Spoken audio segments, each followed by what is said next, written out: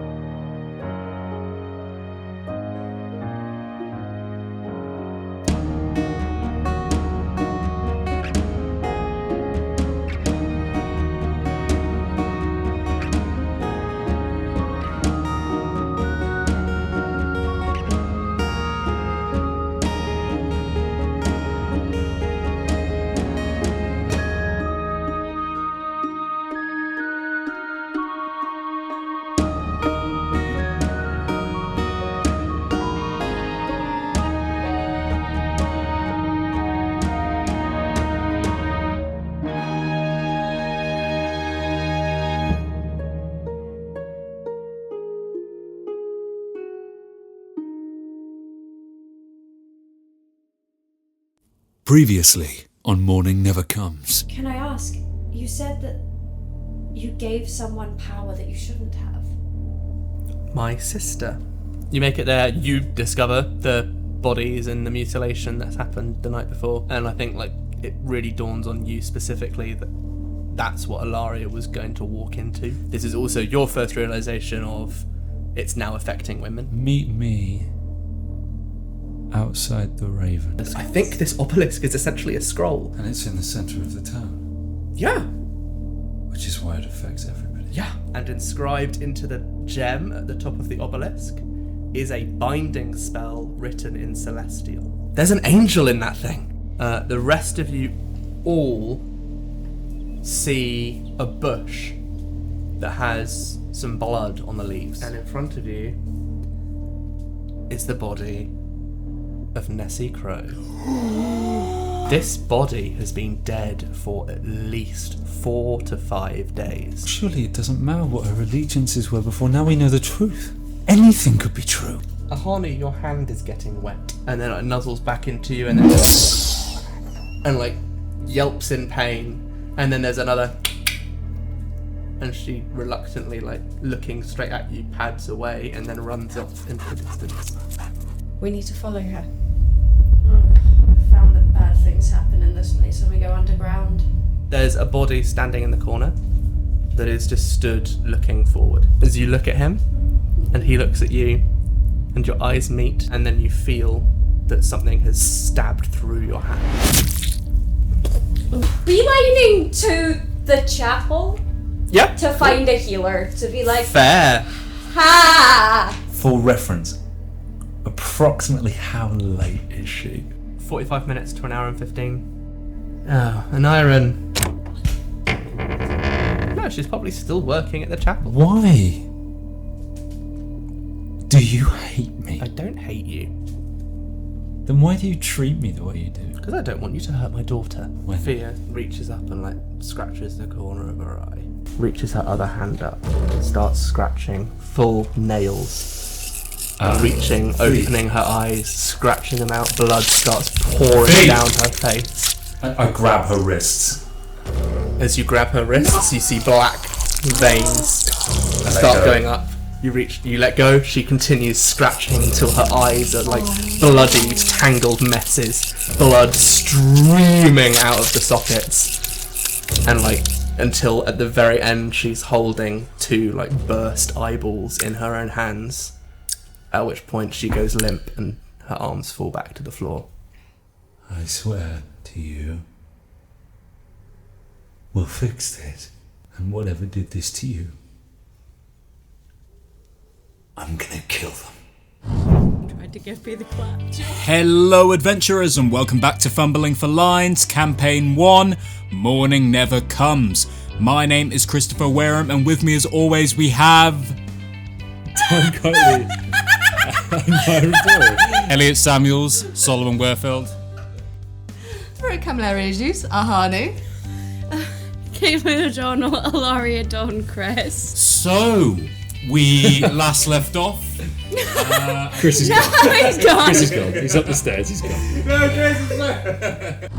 Hello, adventurers, and welcome back to Fumbling for Lines, Campaign 1, Mourning Never Comes. With me, as always, we have... Tom Kiteley, Aneurin, Doyle. Elliott Samuels, Solomon Werefeld. Brooke, Camilleri, Ahanu. Caitlin O'Donnell, Alaria Dawncrest. And I am your Gamemaster, Christopher Wareham. Now, last time, we left off with a rather traumatic sight for us, Aneurin. Sight being the operative word because Fear has lost hers. You're so clever, mate, aren't you? You're so funny, Chris. But we will not bastard. begin there. We will begin about 17 years ago. In the middle of a marsh. A small hut sits on a little islet in the middle of the marsh. Stick in the ground with a sign that reads, "Here is the Ravager of Worlds." There's a few heads on spikes, but those that would take a closer look at the heads would notice that they are fake. They are models, little clay models that have been painted to look like the heads of victims of some great terror. We go inside the hut, and sitting in a small rocking chair, far too small for their towering physique, is an old-looking orc cradling a young child. Beside the pair, sitting on the edge of a bed, is a woman, looking at them lovingly. And despite the appearance of the outside, they seem to be living a rather idyllic, peaceful life together. Nothing is said, nothing is spoken. They are at peace and simply enjoying each other's company. The baby starts crying, and a sound of gushing wind starts being heard from outside. Each of the parents looks at each other, fear in their eyes, not making a word, not wanting to disturb the child, not wanting to put any of their fear onto the child. And the man, the orc man, gets up and starts hurriedly packing supplies into a cloth which he ties up round a stick, swaddles the child, gives her to the mother, and pushes them out the door. The mother flees into the marsh, and after a minute or so, all that is heard from across the marsh is a woman's voice screaming, "Oldarika Shikmana!" To which he responds, "Daek Idanika Shikmelkor." Just loud enough that his voice carries forcefully onto the wind to be carried to his two loves. 5 or so minutes later, a band of heavily armoured men storm the small hut where the orc man sits, almost in meditation, led by a rather younger Anders Hollyhair. Anders walks up to the orc man, pushes him to the floor, and says, "Your time is over, orc. Submit or face the spear." The orc looks up at Anders and says, "I will come quietly. Take only me." Anders steps on the orc's ankle, takes his spear and spires it through the orc's left eye, takes it out, and says, "It has to look like you put up a fight." Takes a dagger, slices his own wrist, grabs the orc, cuts off his clothes, grabs a bag, puts on tattered rags, and drags him back to Ashmourn. Alive. And we return now to the chapel, where Aneurin looks down at a bloodying Fia. I've got 3 potions of. I think it's just healing rather than greater healing. Cure light wounds, yeah. Cure light wounds, yeah. I'm gonna. If that will that stay the? It would stabilize her. Yeah. Okay, cool. I'm gonna give her that. Yep. First off. I'll be back in just a moment. She's still unconscious. It still says it. He's going to walk away with a kind of hurried gait. Yep. Roll a perception check as you step away from this intimate moment. That's going to be 15. 15. As you sort of get out of the little bubble that you were in, not everyone, in fact only a few, but there are other people in this room clawing at their eyes. So are they still in the process of doing it? Is it worth giving them some of the potion now as well, or? It's your decision.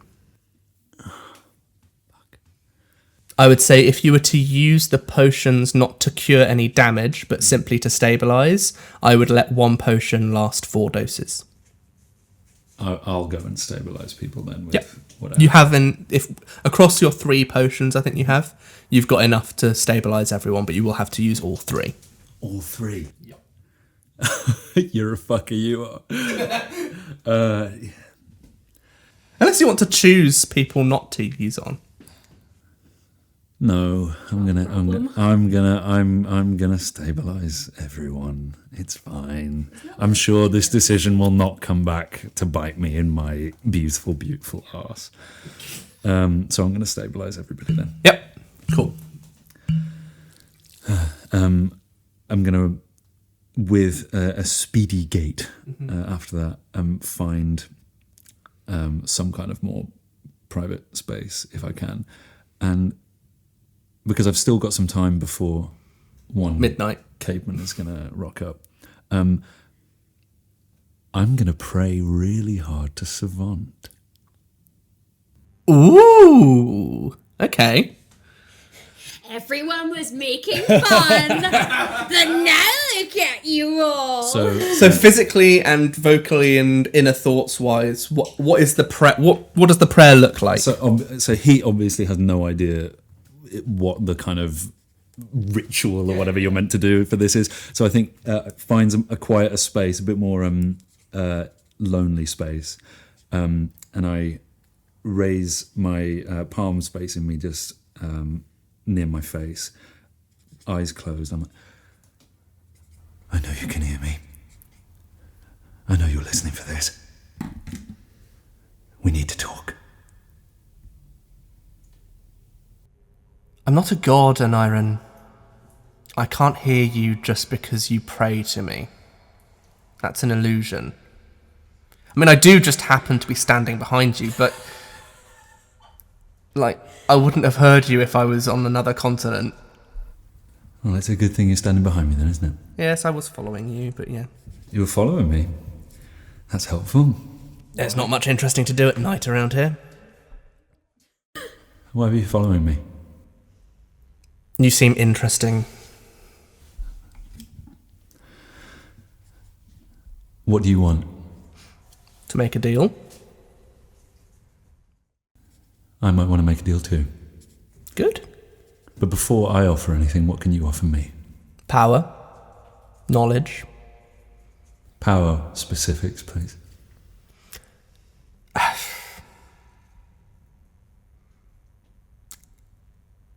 I can give you the secrets that might help you win this fight. And what about to help Fee? I'm not sure there's much that can be done to help her. Can you help her? If I could, I might. You might. If she could offer something in return.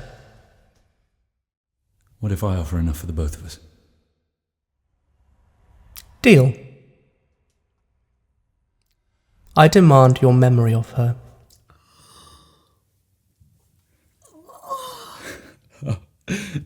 You motherfucker.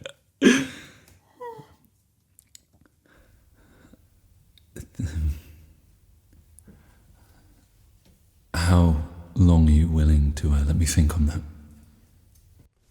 The offer is open till the sun rises.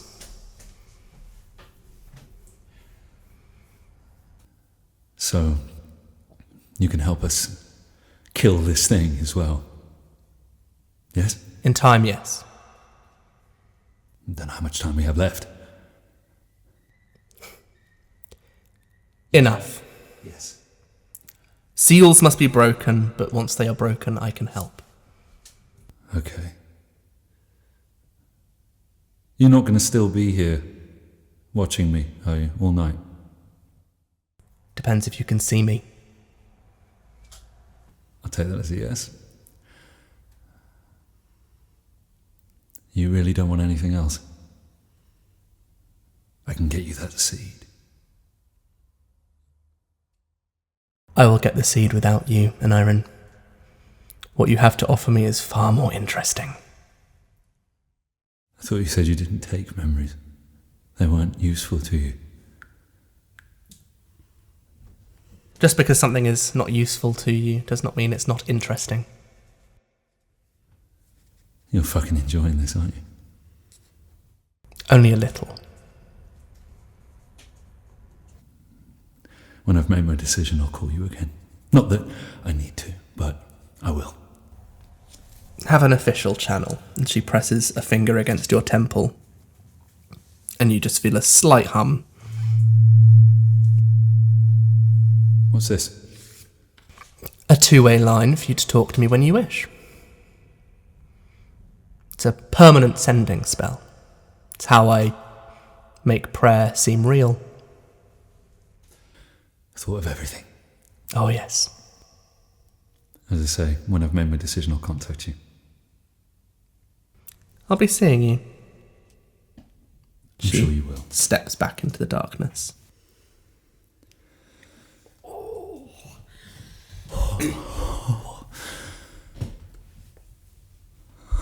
fuck.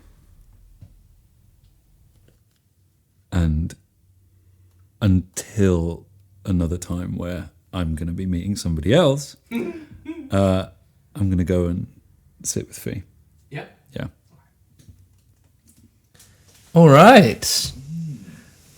We will cross back over to Solomon. Running through the marsh. Mid-run, yes. I'm going to... Can I run and use Detect Magic at the same time? Or is it like... Give me a spellcraft check. Thank you, Chris. Thank you, Master. Thank you, Chris. It's 13. 13. Not very good. I'd say it's going to take... It'll take more time to get the information than normally, but you can form the spell and cast it. And obviously, Detect Magic, it notices things within an area, and so given the area is constantly moving, it would be harder to focus on getting any useful information. But you can, yeah. I'll go ahead and do that then. All right. And where are you sort of trying to get your information from? I'm just... so I'm sending it straight ahead. Yeah. And again, to think of if I feel as though I can't detect anything, moving it ever so slightly and just try and angle it a bit. Mm-hmm. Are you trying to grasp what might have happened on the wolf? Yes, because I imagine I wouldn't be able to sense anything from Ahanu. On the wolf, you don't get much. Okay. You get a strange reading that isn't necessarily tied to any one school of magic. Sure. It's more of a sort of primal arcane energy. You're not versed in that kind of thing. Give me a knowledge arcana roll if you have it. I do not have an arcana roll. Don't. In that case, give me a flat intelligence roll. Yeah. Not to work anything out, but to see if you can store enough of a sort of memory of this that you could relay it to someone that could tell you what you'd read. Sure. Come on. 17. 17, yeah. So you get a sort of good grip of that. It is an incredibly abstract sort of study, this kind of like primal arcane energy, and like you can get enough of a feeling of the sensation of it and how it feels in the spell to you'd be able to like tell Alaria or someone else later that could give you an idea of what it was you were sensing. Sure. Okay. I'm going to in the similar fashion of when detect magic was first used on Morwen, and the description was given of it being quite primal energy kind of magic. I'm literally heading towards anything of that nature. It is certainly similar. Like there is a kind of signature in there that is a similar signal to what that was sensed with Morwen. Okay. It is it's also quite different to that. So it's like there's definitely a sort of a frequency of that. Yeah. There's other frequencies in there as well. But that's as you sort of make that sort of suggestion in your brain, that is very much something that you go, yes, this is something related to that sort of primal. It's not a school of magic because this wasn't necessarily a spell that was cast, but it's some sort of magical connection or relationship that you're sensing. Mm-hmm. And I guess outside of anything magical, can I just hear anything? You can hear howling. You can hear the treading of feet very quickly. There's splashes of water. Like it's night is when this sort of thing comes alive, and so all of the things that cause rumours of beasts are most active at the moment. Okay. I'll just make it a thing of I'm running quite blindly into the dark, but I'm just heavily relying on just what I sense magically. Yeah. All right. And over to Ahanu. So you're chasing after Kana. Mm-hmm. Yeah? Give me, in sort of tandem, a perception and a constitution check. Ooh. So with my perception, that was a nat 20. Woo! But plus 5, so it's 25. Yeah, you are perfectly able to sort of keep an eye or a nose on where Kana's moving. And then constitution is, well, that's a 16 plus the praise. Oh, plus, sorry. I was like, what? 19. 19. Nice. So you're able to sort of keep your eyes out and also like keep your endurance up, essentially, to keep following quite closely until as you get sort of towards the boundary of the marsh and it becomes wetter and more sodden is when your orcness becomes less useful. Like, a wolf is light on its feet. It can bound between the islets so that it doesn't have to go through the peaty bog parts of the marsh. Mm-hmm. Whereas you start to notice your feet sticking. You start to notice your weight is just pushing you into the mud. And eventually you sort of get your foot trapped in this little sort of like vacuum grip of some of the peat bog. Okay. What would you like to do? I'm tempted to use enlarge person, bigger surface area. Right. Just right. You want to make yourself heavier.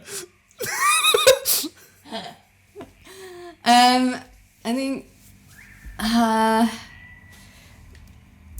Can I do enough perception to see what like is around me? See if there's like a branch hanging, so if I can pull myself out. There's no trees around. Like now that you're into sort of the marsh proper, there's like small. Some of the larger islets have like 1 or 2 trees on them, but for the most part, it is marsh. Like there's no trees or any of that sort of stuff for the most part. I think she's just gonna try get out as much as possible. Give me a strength check to just sort of pull your leg out. That is a 22. 22. You pull and pull and pull, and with one big sort of heave, your leg comes out with 4 or 5 severed hands gripping onto it. But as in like they're grabbing my leg? Like gripping white-knuckled into your leg. And it's because your leg was sort of in the mud, you couldn't feel the sort of individual finger points where they were gripping. Now you can feel it, and it feels like something is trying to wring the blood out of your leg. It is painful. I think she's just going to try and throw those hands off her leg. Yeah. Give me either escape artist or another strength check, whichever you want. I'll give you And tell me which one. strength. That's going to be a 5. 5. You're trying to pull at them, but like you've just been running, you're out of breath. You just haven't quite got the strength to get any of these off. And you now feel on your other leg some hands have sort of pulled their way out of the peat bog and are starting to constrict around your leg as well. Okay, she wants to... And is Solomon not around? Like if I've gone so Solomon's far... trailing. Right. So give me a constitution check, Solomon. No, Solomon. Roll better than a 9. Okay. So 12. 12. He's keeping up enough that he knows where you are. You don't know that, obviously, but he is probably maybe 500-600 meters behind you. On a good day.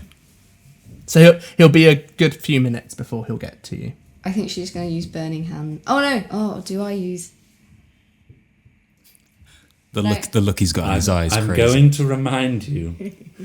I'm going to do it I'm going to do enlarge person, because if I'm bigger, hopefully they'll just ping off. So you cast enlarge person on you. Give me a concentration check, because you are being threatened by something.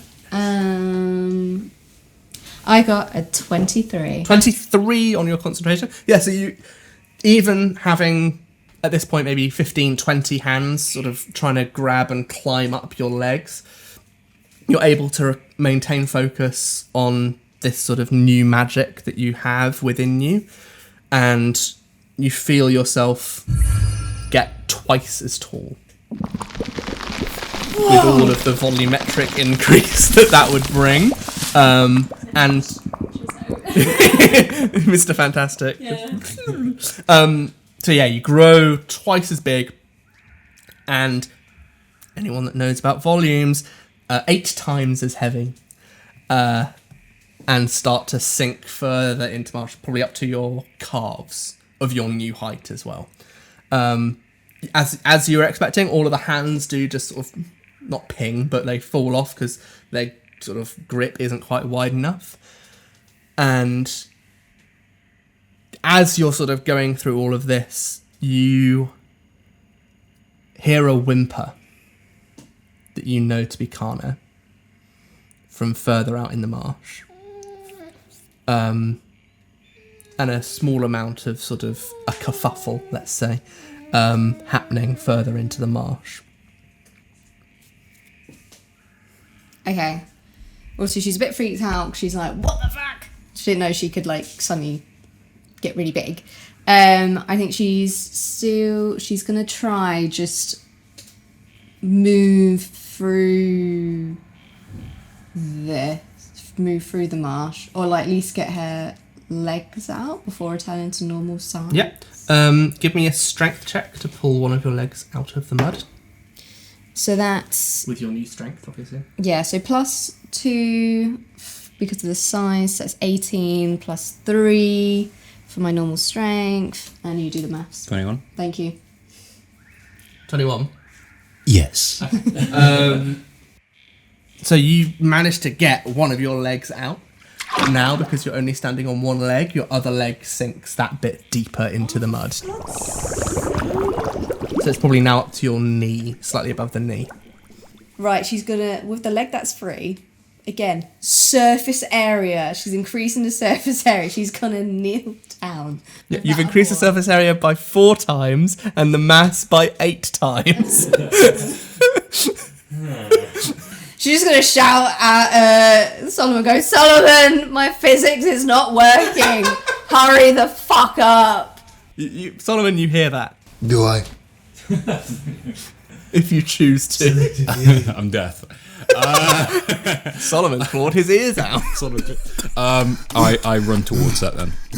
Run towards her. Give me a luck check. Okay, cool. I love luck checks. When they give you nat 20s, that's an 11. So you make it sort of through the first bits of the marsh. Sure. And nothing grabs your feet, which is different to the last time you were here. Yeah. But as you're sort of maybe 100 meters away, you're sort of just running along. You're looking down at your feet to sort of make sure you're running and hopping to places that have sure footing. Yeah. And in one of the pools of sort of stagnant water, you see just a full like corpse staring up at you, like Lord of the Rings style, like dead marsh, like pale faced. I don't stop. You don't stop. No. You don't stop, you keep going, and as you keep going, you notice more and more of these corpses. Yeah. Some look very fresh. And then you, as you're sort of getting closer, see the face of James Masters. A gorp and staring up at you from the pool of water. I don't stop. You don't stop. No. Get to Ahanu. Ahanu is twice as tall as she normally is, and sort of sinking quickly into the mud. Do I see that they're just like abnormally more massive than usual? Yeah. Okay. It's not an illusion. I don't know. It's pretty dark and just like What? Ahanu, Yeah? why are you big? I don't know. What are you doing? Get out! Oh, I'm trying. These hands were grabbing me, and I thought, if I got somehow bigger, they would just ping off, and then I just grew. Have you tried spreading the mass? Yes! School has failed me. I told Otto it was pointless. As long as you didn't try and kneel, then it should be fine. There's just like a look of realisation on Ahanu's face. Solomon takes the rope, which he does have, and he's tying it to the nearest tree. Okay. As you go to tie it to something, there's not a tree. It's a We've mimic. established that. Yeah. You feel 3 or 4 sort of things gripping your ankles. My ankles. Yeah. Can I get them off? So you look down, there's some of these hands. Yeah. But what you now see is that these hands are not the hands that are sort of severed and acting on their own. You have the corpse of James Masters gripping your legs, pulling himself out of the water. Am I seeing this as well? Give me perception. You have dark vision, so you probably will. That was a 9. 9. No. Okay. So that it's still sort of thick, sort of heather and those sorts of things on the marsh, so you can't quite see what's happening. You can see that Solomon's in distress of some sort, but Solomon kind of always seems like he's in distress of some sort. Can I sort of like sense so that this is sort of a bit out of the ordinary stress? Or... Because my instinct is just to literally try pick him up, especially as like a large person, just go, right, he's not obviously within sinking. reach. Oh, for goodness sake. Would these be classed as undead? What do you think? just a bit of clarity. An animated corpse. He's alive. He was just chilling down there. He cast water breathing and was like, this will be a fun prank. He's like, I heard it's great for the skin. So is it just James who's climbing on me? At the moment, yeah. Okay, I'm just gonna throw him off. Get off me, James! The corpse sort of goes to speak, and it speaks, and just like a torrent of water just comes out of the mouth. Okay, I'm gonna throw himself off me. Two old people going at it in the mud. Give me strength. Oh man, fight, baby, let's go. That's a one. That one. No, that's 3 gone down to 1. Dirty one. Dirty one. You try to sort of get him off you. Release me! And you sort of pull your bicep while you're trying to do it. James! I'm hearing this. Is he in reach if I like get out my staff, a shillelagh, and say grab onto this? Yeah, go on then. Solomon, take hold! Can I take hold? Yeah, go on. And then can I strength check? Pull me into the. pull me this Go way. on, give me a strength check. That is I'm still enlarged, so it's 10 plus another 2, 12. 12. Yeah. Yeah, you drag Solomon, and James comes with him. So you successfully pull Solomon towards you and James out of the marsh. Are you pulling me into the marsh? What are you doing? Whoa, wait, who's that with you? It's James. Old Jim. I'm gonna let go of the staff. Yeah. And I'm just gonna use energy body, and so it deals damage to undead creatures. Nice. Just on me. How much damage? That's the question. And do they get a save? No. Doesn't even look. Just no. Oh, 1d6. 1d6. Do you want to roll that? Positive damage. I do, actually. Can I borrow that 1d6? Of course you can. Thanks, Tom. You're Kiteley. welcome, Elliott. It's 4. 4? 4 Nice. damage. Energy body! I didn't want to hurt him too much. Oh, is he not letting go? Have a look. Nope. Bastard. Are they both within reach of me now? Yes, I've yeah. Okay, so I've seen James. Can I try and grab him and pull him off Solomon? Just like with both hands. Yeah, give me a combat maneuver check. Still rolling a d20. 7 plus 6. That's 13. 13. You do not successfully grapple James. The fact that you can't move your legs really hinders your ability to like shift your center of mass without it getting you off balance. You feel like you can feel that you're beginning to shrink down back to normal size. Is there anything you'd like to do as a sort of reaction to that sensation? What's going on? Bearing in mind you're currently sort of half your thigh height of your enlarged version, Oh, no, so it'll exactly. probably go up to your waist once you're back to normal size. Yeah, waist she's to gonna- your sort of like shoulder, just below your shoulder. Yeah, she's gonna try jump or like just grab onto the ground or something just to lift her out, even if it's like grabbing Solomon Give or me even James. Give me a reflex save. It's not. Nah. Whoa. Goodbye. That was in that one. That one. You rapidly, increasingly rapidly, shrink down back to actual size, and you hadn't accounted for how much you'd sunk while enlarged. The physics. And the peat floods into your mouth, and you start to drown in peat. You will have as many rounds before you go unconscious as your constitution score, not your modifier. If you are not out of the peat, in that time, you will go unconscious in the peat, and then what will happen will happen. Is there any part of their body out of it? At the top of their head.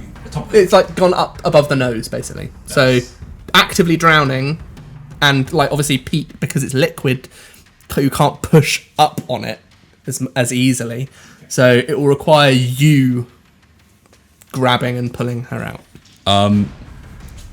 Should I roll for him to take more damage and just take my turn normally? Yeah? Okay.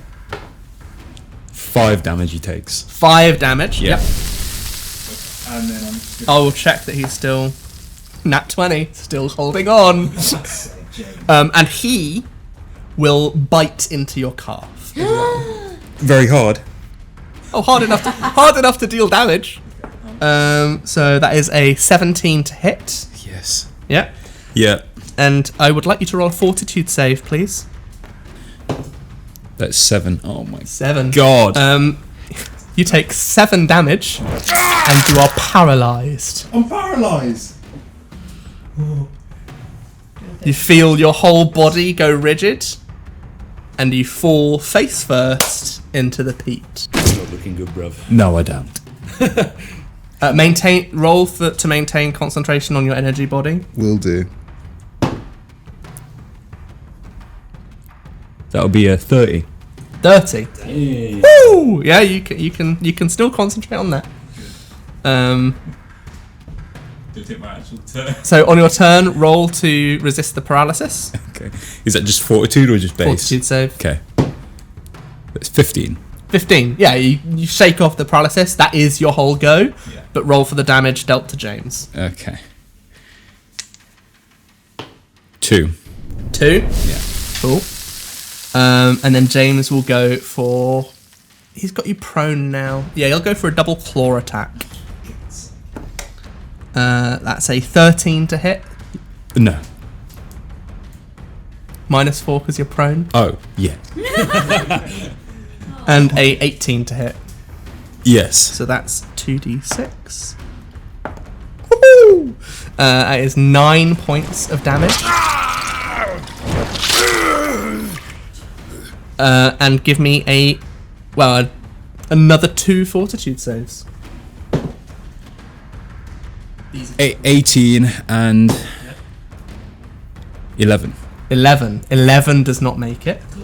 And you feel some sort of septic feeling on the second wound that gashes in your chest.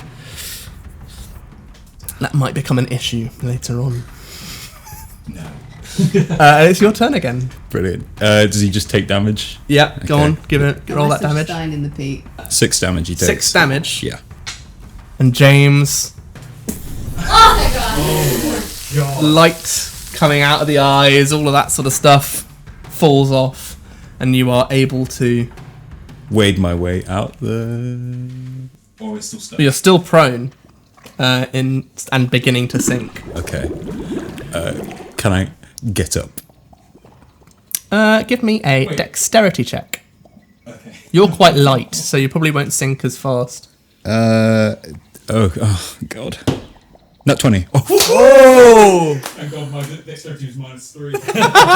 Oh, yes! You're able to sort of use the sort of flats of your hands. You're quite frail and therefore thin and therefore light, and so you're able to sort of deftly push yourself up. Spreading the mass. He's spreading the mass. Just like religion, spread the mass. And you do notice the ever getting worse problem of Ahanu sinking into the peat bog. Okay, can I finally tie this rope to a tree, please? There is no tree. Okay. So... can I... Oh, God, what am I tying to? Is there anything sturdy enough to tie it to? Give me a perception check. It's dark. Oh, so how many rounds have there been as well? There's been 3 rounds. Thank you. Yeah, I turn off energy body as well whilst it's happening. Perception. 23. 23. Yeah. There is... there's some thicker, woodier looking heather that, at a push, could probably take someone's body weight. Come here, you. We're tying it round it. Yeah? Yeah. Okay, tie a rope round that. What do you do with the other end? Throw it to Ahanu's teeth. Mouth, face. All under the peat. That's why they're drowning. Okay, cool. I grab the. Why did we go on the map? Before you do that, roll another perception check. For vibes. Okay. 9. You think you see a plant moving, but that could just be your imagination. Where's the plant? Where's the Just plant? on the little islet you're on, you think you see it move, but you don't know. Alright, can I check if it moves? Okay. You look at it and it is stationary. Okay. You're not unconscious, are you? No. Okay. So can I still be doing things right now? What would you like to be doing? Well, she's freaking out, so I think she's going to go into a rage. Oh, no, don't move. Okay. You go into a rage. And then she tries clawing her way out. How are you moving your arms?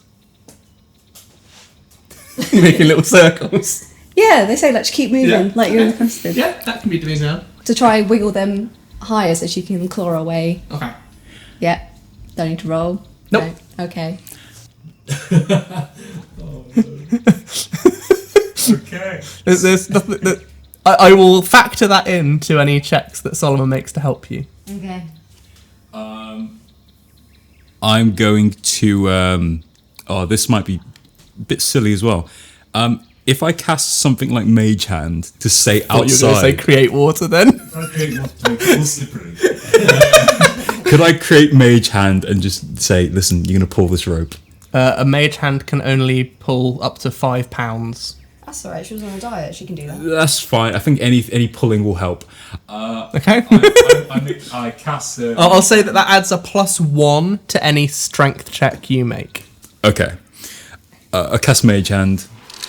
Make sure the rope's tied. Have the other end of the rope, and I'm jumping in. Jumping in. Yeah. Okay. So because it's liquid, but it's quite viscous. So what essentially happens is you essentially hit a soft cement as you face plant dive into, and then really slowly sink down. Can I reach down to see if Ahanu's hand or anything is there? Give me a strength check to sort of forcefully push your way through this peat. +1. Oh no, is it just... No, this is just Mage me. Hand isn't helping you this time. Oh, that is a 3. 3. This stuff is thick. There's a reason even someone twice the size of Ahanu was only sinking a couple of inches per sec. It's slow progress. And you do tire yourself out attempting to forcefully push through the peat. Okay. Hopefully Ahanu can grab onto my leg or something if it's submerged or something like that. Ahanu, give me a luck check.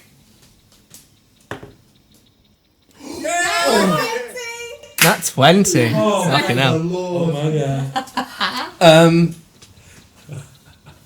Thank God. Yeah, so as you're sort of doing your little hand wavy, like what you do in quicksand type stuff, your left hand finds what must be like a methane pocket or something in the bog, and so you suddenly have a lot more room. And very lucky for you, that is exactly the pocket that Solomon's hand is slowly making its way down into. So you feel fingertips as you explore this new little cavern that you've created. Okay. I grab onto... Grab his hand. Yeah, I grab his hand. Solomon, you feel an unknown hand, grab your wrist, with a strength that you have only felt once before. James, get off. I assume that the rate of this thing pulling me down just by holding it is a body or something, and I'm gonna signal to Mage Hand, Start pulling. You notice it's like someone is tugging enough to try and undo your shoelace on the rope. Okay, solid. Solomon's gonna use his biceps, so he's gonna pull us both out. Give me a strength check with -1 because you pulled your bicep earlier. Brilliant. What is that? That's a 17. Brilliant. So in total it's... It's 14. 14. Yes, you actually make some progress. Ahanu, as you're now sort of being lifted slightly up, and because the peat has forced your mouth open, you will take 2 turns of like drowning clock timer because it's sort of forcing its way further into your throat. So how many turns have we already had? That was so, including the fact that was double, that would have been 6, I think. Cool. We go again. We pull again. Yeah. Yeah. Pull hand. And now Ahanu, you have, because you've been pulled a bit, you can aid this strength check. Yay! You can't be the leader because of the way that the rope's working, but you Yeah. can definitely help Solomon. So that would be 6 to 8. Oh, well, plus my... that's 11 to 8. 11. So you do successfully aid, so that adds +2, but obviously only +1 because of the pulled bicep. Is a 16, if including Mage Hand's Yeah. thing? Yeah, 16. Nice. More progress. Good. Oh, I'm just trying to get them above. Your head's back above. My head's back above. Yeah. Okay.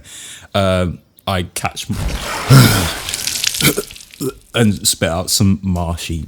Yeah. And go, pull, and we'd go again. Yep. So now, Ahanu, you can lead this one because Solomon's out of the marsh. That is a... can't do that. 17. 17. 17. You successfully pull yourself out of the marsh and back onto it. You sort of splutter, and as you splutter, like entire lumps of peat just disgorge from your throat.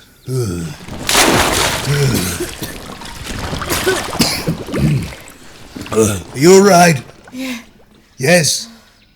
Hey, any longer, I was going to try set fire to it and make an explosion. So Oh, thank God you got me out. you in shouldn't time. have done that. No, absolutely. I know nothing of chemistry and know that would be a very bad idea. Sorry I couldn't get here sooner. I was meeting an old friend. And I'm going to refer to James's decrepit, old, muddy body. Ahanu just looked over and she's like completely like in shock. Is he dead?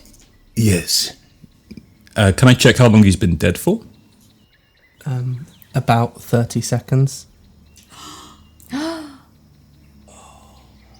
Interesting. You do. Well, your detect magic's still going off, so you do also detect some magic on him. What is the magic? It is a faint necromantic aura. Okay. But if you give me a spellcraft check, you can see if you can identify the spell in question. You know I love giving spellcraft rolls. It's my favourite thing. 12. 12. This was a gentle repose spell. Oh. A spell that prevents a creature from ever being raised as an undead. Oh. Indeed. Okay. Really Can I James. is my mage hand still up and about? Yeah. I'm going to look at it and say, Listen, I need you to move his face. Just move his face. I want to check his body. Not like that. Just turn the head. I want to check his neck for anything. Go. It sort of pushes the head to the side, the neck sort of exposes. nothing. Nope, he's uninjured. It seems, apart from the sort of damage you did, it does seem like he was one of the people that walked into the marsh last night and drowned. Ooh. Okay. Would you like to examine the body closely, or is the mage hand doing all of it? The mage hand is slowly checking. Will it not be as thorough, I guess, if the mage hand is doing it? If you're staying back away, you won't be able to get as much information. Yeah. Okay. I'm going to say, Listen, I'm going to check this body. I need you to be ready if this thing attacks me again, okay? Okay. Yeah, catch your breath.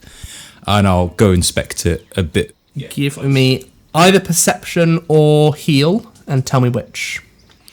Okay. We're going they're the same. That's 10. What is with these abysmal rolls? 10. Yeah. On which one? Perception. 10 perception. Yeah.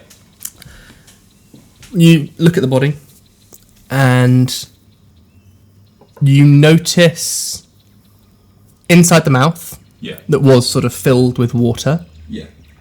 there's now a white sort of, it's almost like a white powder that has been put in water. So it's sort of this white sort of sticky substance lining the inside of the lips and the gums. Yeah. There's around his arms, these were clearly made not post-mortem, but like while he was drowned. There was something causing a sort of spiral pressure along the arms, and then same along the legs. And you finally notice that the navel cavity has been forced open by something. And that's the only sort of wound on him, is that something has sort of pushed into him through the navel cavity. Okay.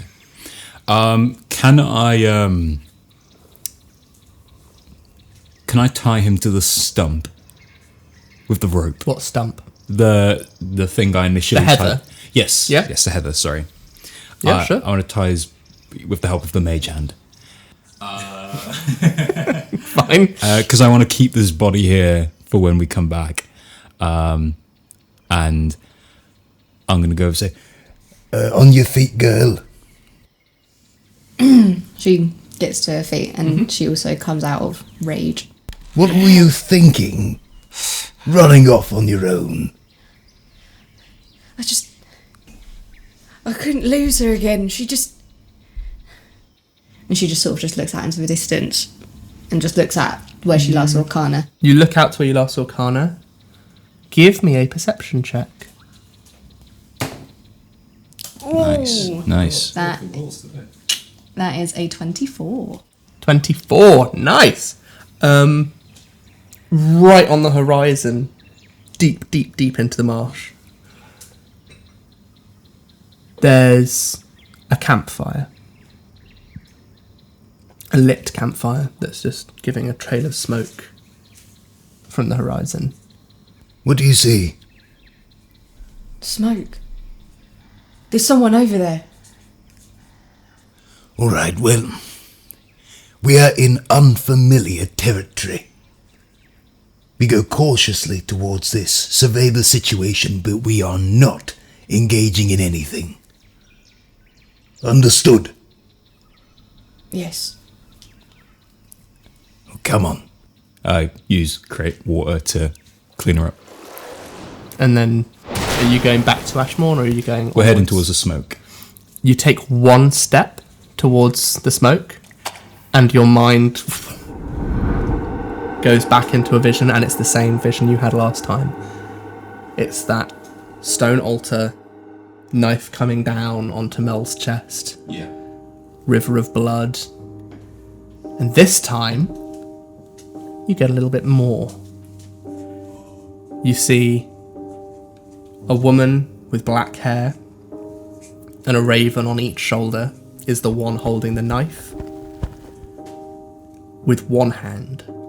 Other hand, like a sort of marionette, over the bodies of Caedmon, Aneurin, Alaria, and at the foot of the altar are the bodies of Otto and Ahanu. And then your mind flashes back.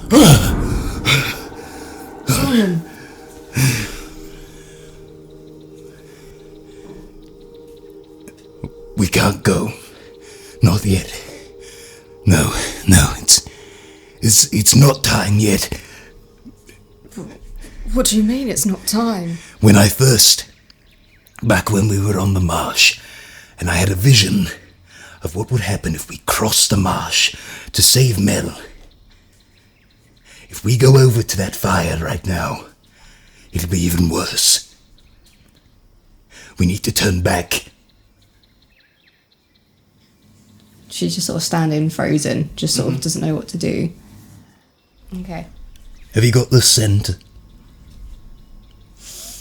Of what? of your wolf companion? Yeah? Good. try and keep it in mind for next time.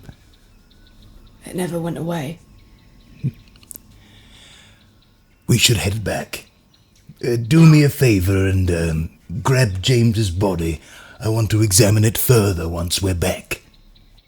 She goes and lifts up the body and puts James's body over her shoulder. Careful of him biting you. I dispel Mage Hand. You've done good work. With that warning, she also then gets the rope and just uses a bit of a gag around his mouth. And we head back in the general direction of where we think. Of Ashmourn. Yeah. Yeah. You start walking back to Ashmourn. It is about the time when Aneurin has his meeting. But we'll first go over to Alaria. Yay! Yes! Woo! Just running back to the chapel. Yep. Yeah. Just as quickly as they can and arriving to whatever is. You arrive and the doors to the chapel are closed, which is reasonably uncommon. And there is a trickle of blood coming out from under the door. Shit. Slowly listening to see if there's any sounds of like No, there's no sounds. opening the. The door creaks open. And it's sort of like from one of the like cots. It's like, you know, when liquid gets into like the grout of tiles and it follows that grouting and it's followed it all the way to the door. Just this little stream of blood coming from one of the cots in the corner of the chapel. Is there anyone else in the chapel? Oh yeah, loads. There's lots of Okay. the like lesser priests have slept over. There's a few of the And they're all survivors from asleep, last night. They're or- all asleep. Okay, she's gonna. Yeah, just looking to see why everyone is just sort of chill about this. There's no one awake in here. No one awake. So Are there's they- no one to not be chill But they're about like it. breathing? Yeah. Okay, yeah, slowly going up to that cot filled with blood. So in the sort of, when I say cot, I mean like a sort of cot for an Yeah, adult. bed, Yeah, that sort of like makeshift bed sort of thing. And lying in there is an old elf who their neck is gaping open as well. You don't even need to roll a heal check. It's painfully obvious that they have ripped their own vocal cords out of their neck.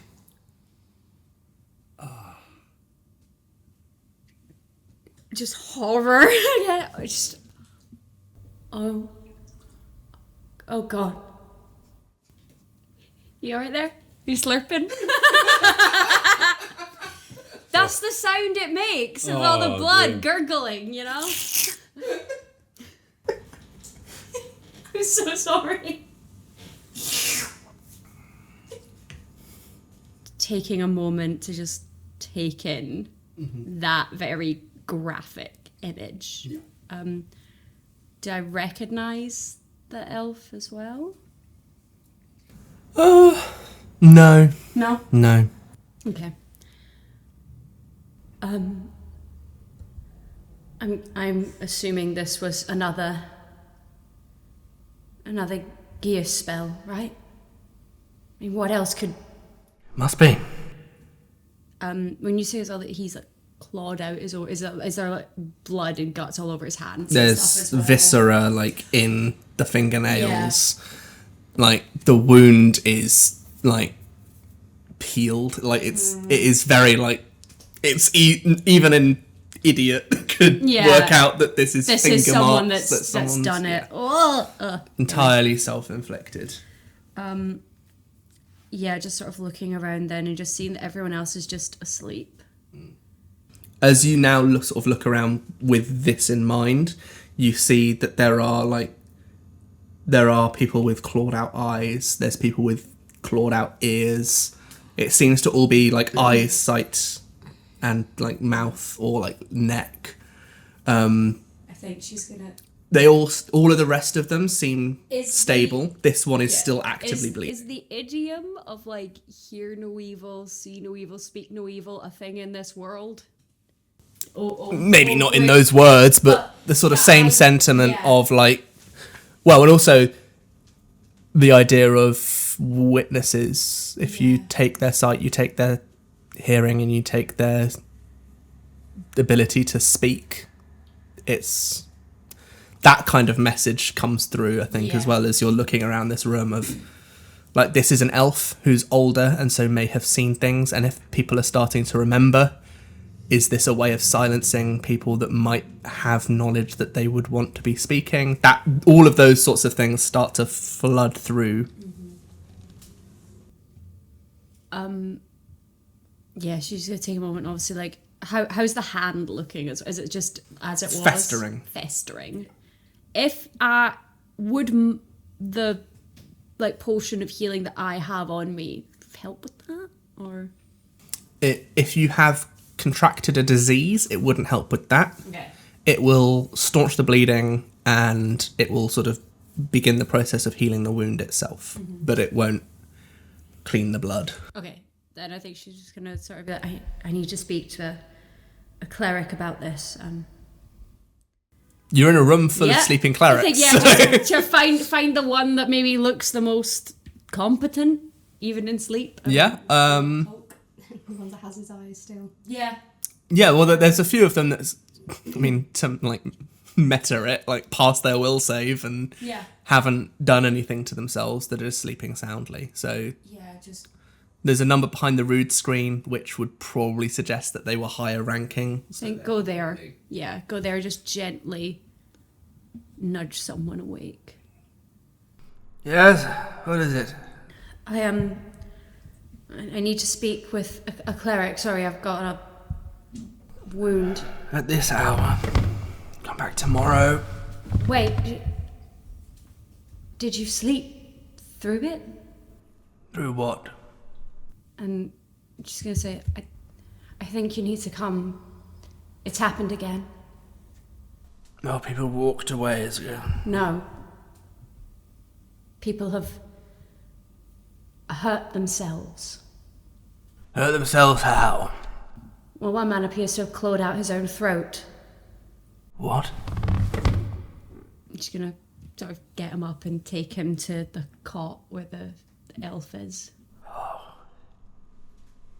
And there's some with no eyes, and others with bleeding ears as if they've ripped out their inner ear. Oh. I don't know how many are dead, but... He looks around the room and sort of sees all the horror. Says, someone seems to have stabilised most of them already. Good. Can you, I hate to ask in a moment like this, but I have this. I'm just going to show it the hand. He grabs your hand quite forcefully. Ow! He says, does it hurt here? Yes! Here? Yeah, mm-hmm. He takes from his back pocket the sort of long metal, like hooked end and scrapes some of the like festering. She's going to grab Kelrin's hand with her good hand and be like, ow! He squeezes back harder. It looks like he's queasy at the sight of what's happening. Just don't look. It's And he scrapes it off and like looks at it, rubs it, and examines it. He gets like a little vial, puts it in, shakes it, and it goes this sort of dark colour. Says, That's not good. no, dark is never good. Yeah. Unless it's a nice red wine. Yes. Speaking of, Yes? most patients I have do give me nice bottles of wine. If I will absolutely sort that out after we deal with the fact that you have a lot of people in here with missing eyes, ears, and throats. All right, take this. Yeah, whatever. I didn't neck in it. Right. It was poison. Yeah, it's better to put them down. It tastes really You sweet. bet that- It's like this sort of sweet liquid that goes down very easily. And does it? Does it? Not yet. Okay, and then she's going to take her own, like, healing Yeah. and just neck that, just to close the wound. Yeah. Right. Aneurin said he was going to be here as well. I think he wanted to speak to... And then she's going to think as well. Fia? Because obviously she knew that... Mm-hmm. And just give her... Is Fia Redwood here? She was sleeping in the eastern vestibule, I think. Right. And I'm just going to go in. You go in there and you see Fia with bloodied eyes. The blood is like scabbed and like gone like that deep red that hardened, dried blood does. But her eyes are gone. Like they are empty sockets. Oh, God.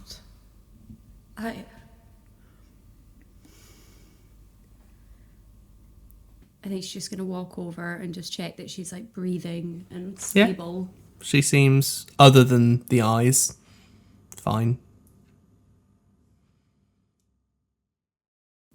I think just not knowing what to do, Alaria's just going to look around, like, who else is in this room? Is there anyone else, like... Well, you, Calran, Fia, and then... Am I still sat with her, or have I? No, you're... I've gone. You're out. Okay. Yeah.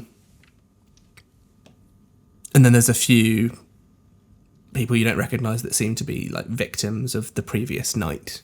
Right, okay. That are sat with. One or two of them have done things to themselves. Again, seem stable. Mm-hmm. She's maybe going to sit down then and sort of call out to Savant.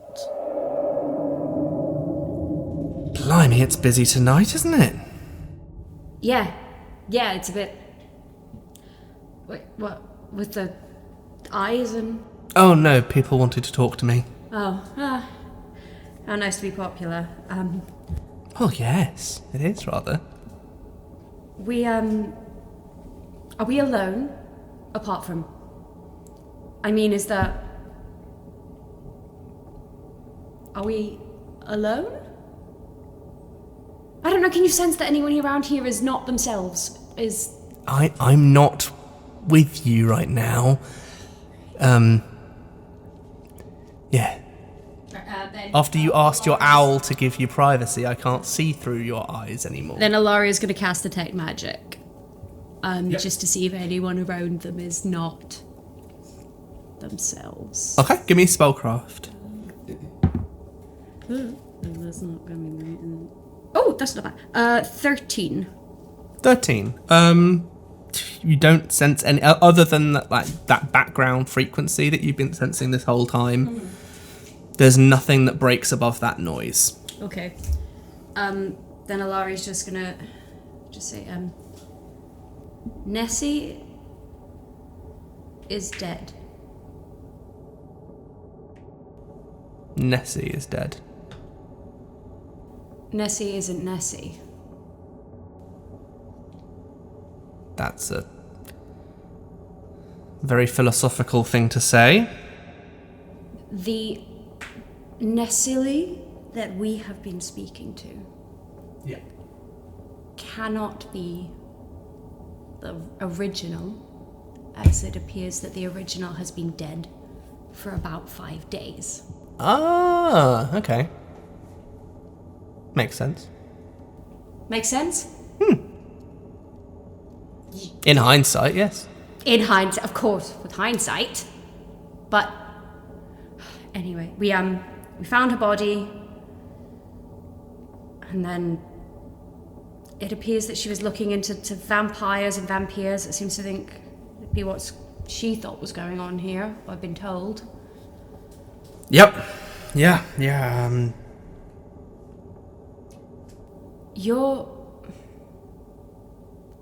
Your sister and the powers you gave her, I'm guessing that would transforming herself be easy like that into another person?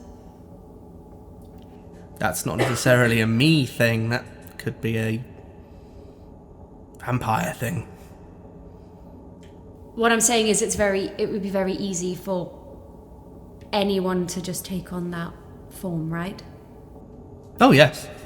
Great. And I guess I have some reading to do as well. Reading? I found a book on vampires and vampires and a diary. Whose diary? Whose diary? Did I see? I can't remember. You don't remember? I took notes. I took a note. I think. Oh, I feel like I just said pockets a diary. I didn't. So the name inside, if you do now look at it, Yeah, because I didn't look at all. I just grabbed it. is Kiva Hallowhair.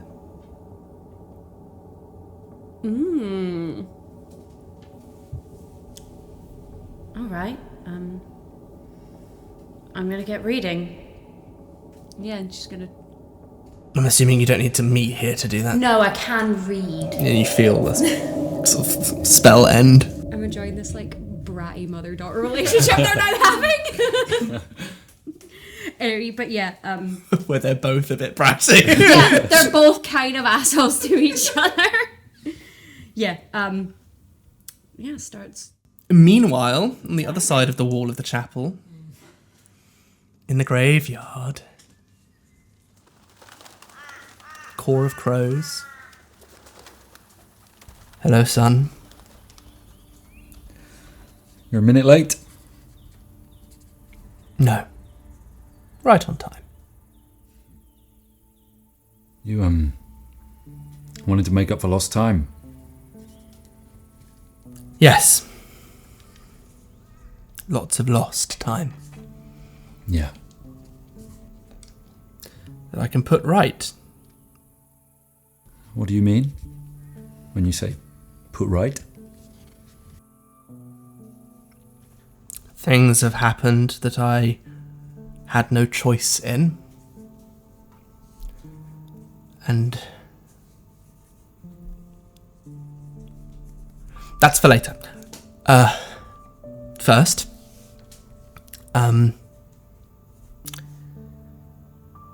how are you? I hug him. He hugs back. I don't know what the fuck I'm doing. Yep. Seems about right. I'm so useless at everything I've tried to do. Yeah, I'm afraid you get that from me. You said you wanted to give me something. Offer me something. What is it? As I said, later. For now, I just want to be with you for a bit. I don't know what you want to know. I'm turning out to be a pretty bitter disappointment, if anything. No. No, You couldn't. You don't understand. Everything I've tried to do to help this stupid fucking town has ended up with me nearly dead or fucking something up and the people I love dying or getting mutilated or something. I haven't been able to defend anyone or do anything. What has she done? What's who done? You said your friend had done something, mutilated her.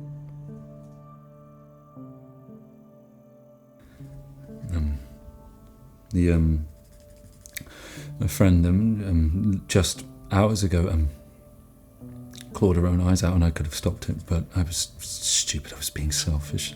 You see an anger in his eyes. Do you know anything about that? Not about that. And what about... Dad, please be honest with me. I can't tell you. Why? I can't. Why, though? I don't want vagaries, please. I need... I'm not being vague. I can't.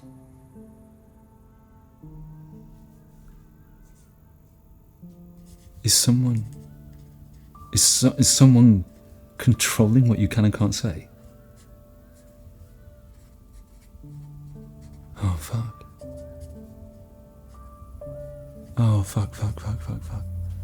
Is it the thing that's doing this? He nods. Holy fucking shit, oh my god. Oh god. It never ends. It never ends. Why is this happening? Because a very long time ago, this town made a mistake. And now we're paying the price for it. What the fuck has fear ever done? I hear your anger. I do. I'm afraid there's nothing I can do to help. Then why are we meeting? So that you can do the one thing that could help. Which is? The girl that you have brought into your little group. Has she told you about the spell that's being used? About the consequences if you disobey it? I've seen it firsthand, yes. That's what happens if you disobey the spell as a living person. What do you think happens to someone like me? What are you? Not living.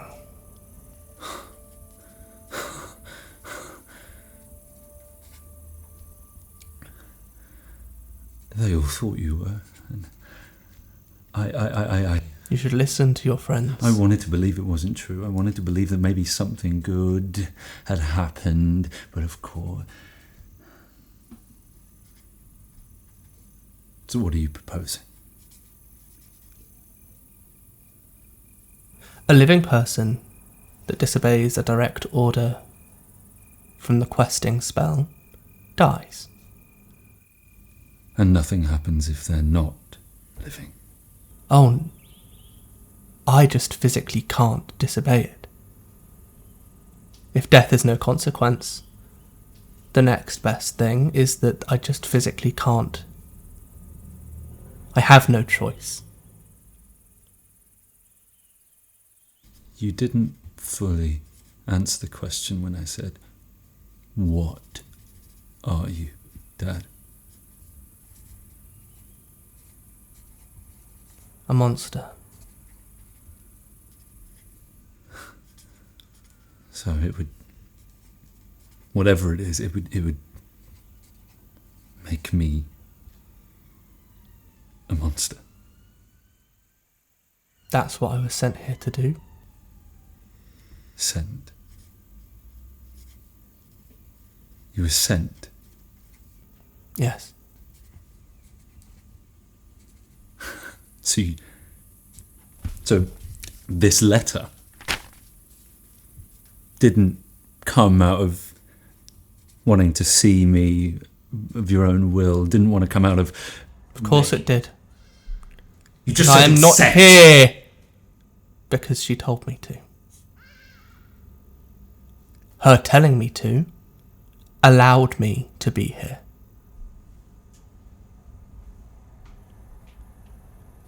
I don't come to make an offer. I come to make a request. Which is? At your feet. I look down. There's a piece of wood that's been sharpened to a point.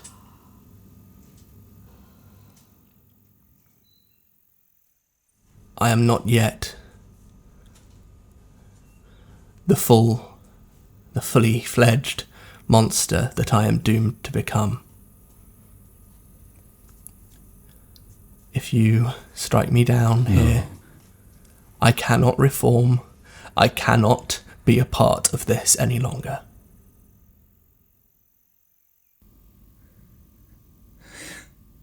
He rips open his shirt, and on his heart is 2 pinprick wounds. You don't even need to look. Just do it.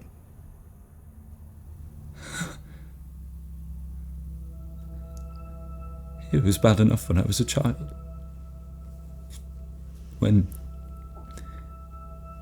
I didn't even know how or what had happened, but now you're asking me to do it myself. It was painless last time, and now I can't even feel pain.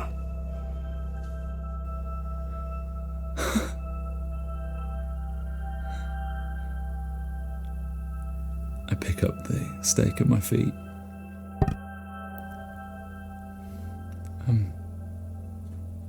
You're certain?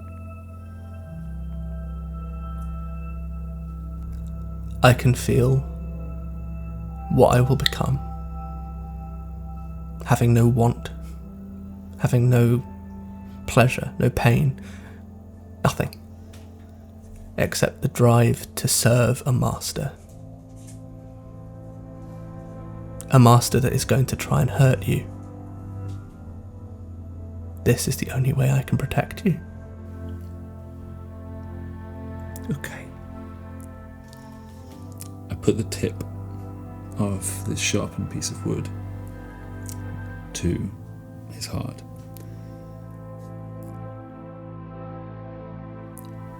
I never got to tell you last time, but I love you so much. The man I was loved you too.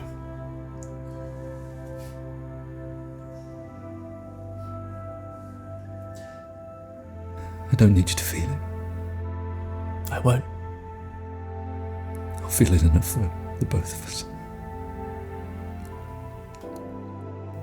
Hand on the back of the stake, and I'm going to shove it. It goes in very easily. He doesn't bleed. His eyes don't even close. He just falls to the ground.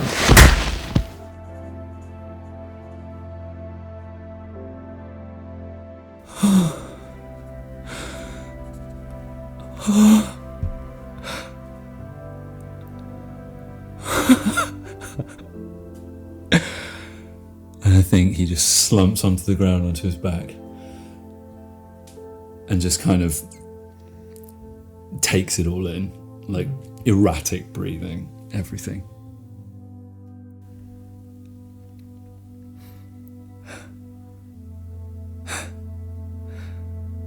I'm going to look over to his body. Is it still motionless? Yeah. Nothing?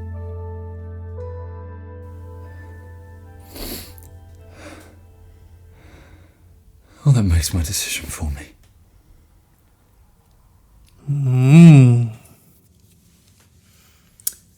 Going back over to Solomon and Ahanu, who are now re-entering the town. Battered, bruised, possibly diseased. What time is it now? Coming up to 1 o'clock. Yeah. I'm just gonna say, Listen, I need to go. I'll still be within the town, but I feel I'm rather late to a meeting, and I want to check if the person that I'm meeting is still there. Go ahead and take the body to the chapel. Or something, somewhere you can keep a good eye on it. Get one of the clerics to look over the body, gather any sort of information. Look after yourself. and I'm gonna head towards the meeting spot. All right. Solomon. Yeah. You get to the place where you are set to meet with the matron of the rookery. Mm-hmm. And you see a woman dressed in black with black hair, pale skin. looking out at you. You're late. Apologies, I never usually keep women waiting, and I know it's rather rude. But if I knew I'd be in the presence of the matron of the rookery, I'd rather we have some tea whilst we chatted. No, thank you. Apologies again. Is there anywhere to sit? There's little bits that you can perch on. If We you are in the graveyard, right? Yeah. I'm going to sit on someone's gravestone. Okay. Fair enough. Do you mind, before we start talking, why you chose this place of meeting? I wanted to be near to myself. Near to yourself? Don't tell me I'm sitting on your tombstone. Not quite. My husband's, in fact.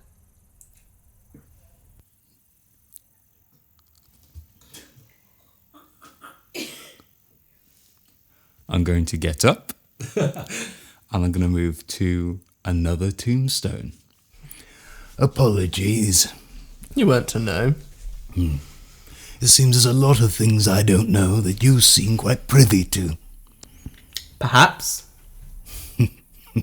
We're long past perhaps. Do you mind telling me who you really are?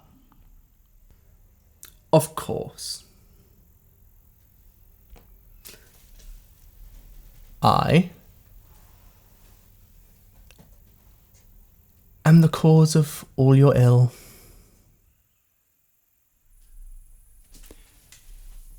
You're the one And I'm going to refer to my head. talking to me whenever I tell little fibs.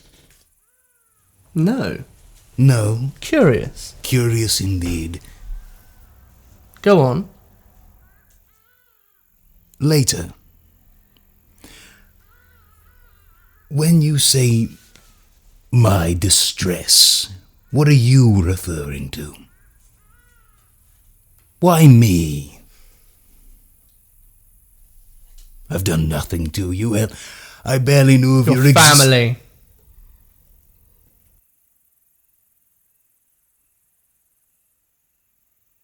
What has my family done to you? Your family are the reason I am what I am.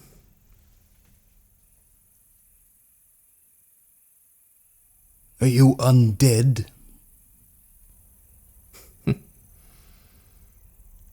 I'm not living, if that's what you're asking. Seems very strange you talk of the pain that my family's inflicted upon you, yet this letter tells me you want to give me some sort of gift. Yes. I've already given it to you.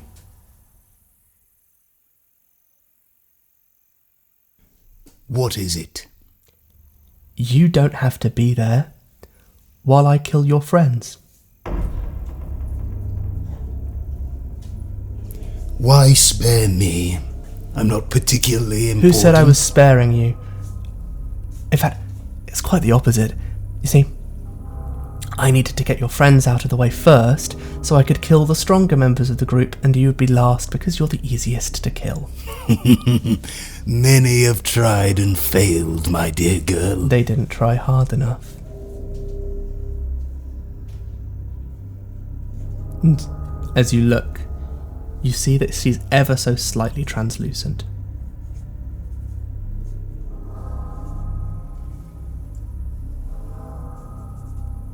Why now? I need information from someone. And I need it now!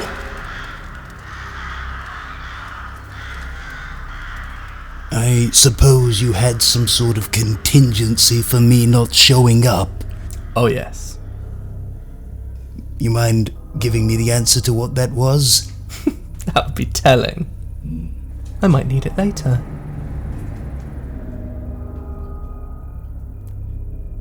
You never really said who you were. No. She sort of sniffs the air.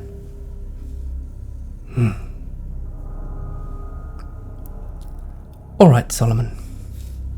A second gift I am willing to give you. One of my little puppets seems to have broken its strings tonight.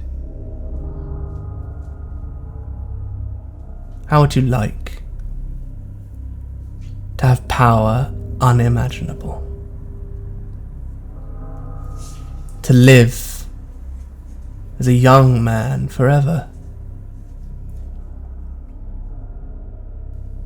My dear girl, I live in a town full of elves. I am the youngest man here. She laughs and says, yes, but I'm sure your failing body is what ails you. And she reaches out a hand. Roll a will save. Let her try. It's 8. 8. Oh god. You feel yourself age rapidly. And whatever age step you are currently on, it now increases by 1 step. If you're already on the maximum, you will fall unconscious and perhaps die.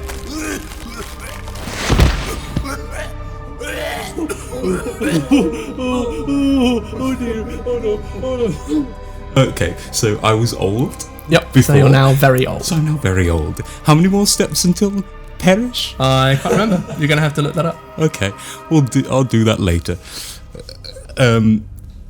I imagine like my knee just like gives out or something. Oh yeah, like immediate osteoporosis. Like, this is not clean, natural aging. This is like the time is being ripped through your body. Power everlasting, Solomon. Just nod your head. That's all it will take.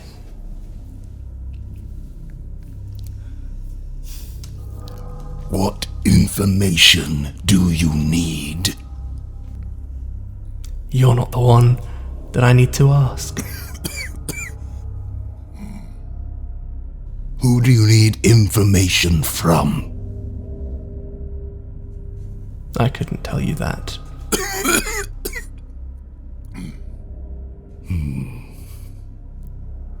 You're not gonna give me time to think about this, are you? Oh no.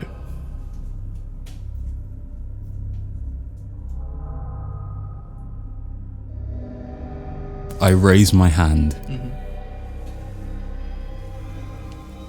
and show her a closed fist, but the stump of where my missing finger is. Well, with all due respect, matron of the rookery, you can go fuck yourself.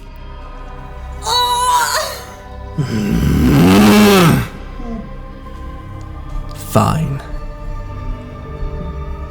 Die like a worm. She walks away. And as she leaves your sight, all of that feeling of aging Yeah. vanishes. It was just an illusion.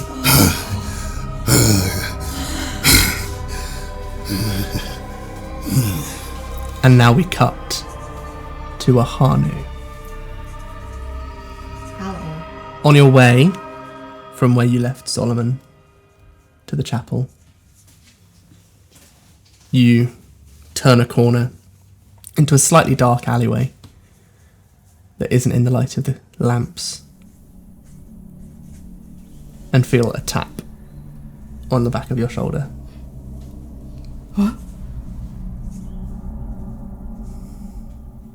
I think she just... Her first instinct is to check James. Yeah, James is unmoving.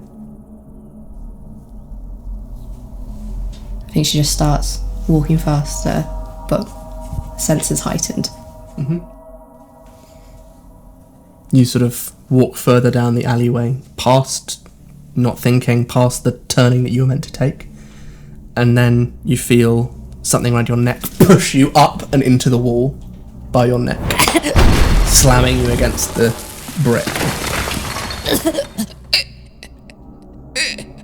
Hello, Ahanu. And you see the face, red eyes, fangs over the lips. Looks like they were perhaps once beautiful, but distorted to be slightly monstrous. Mourning? Where is Melisandre?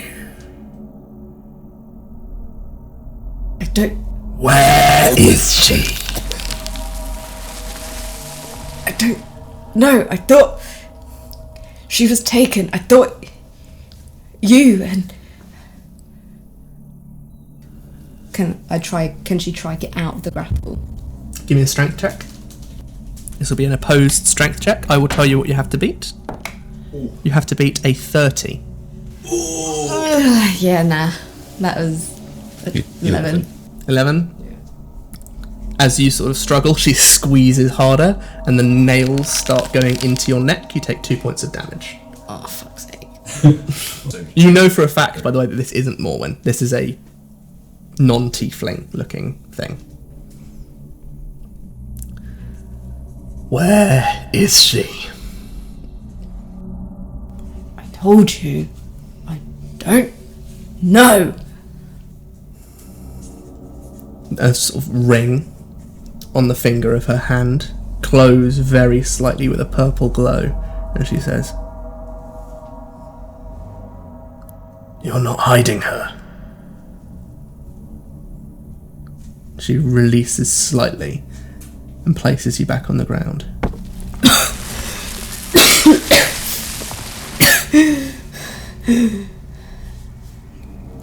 Who are you? That is no concern of you, whelp. Where is she? You know I'm not lying. Then who And she's knocked off her feet onto the side of the road. And standing, blindfold round the eyes, is a tall, greying orc man who says, "Was she hurting you?" Yeah. Right. Come with me. And he picks you up by the scruff of your neck and just drags you along behind him. And we will leave it there. Cinema! Cinema! Do I get to draw another Delph? Cinema!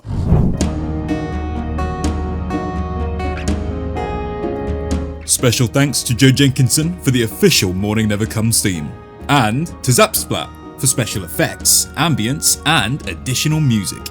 You've been listening to Fumbling for Lines Campaign 1, Mourning Never Comes.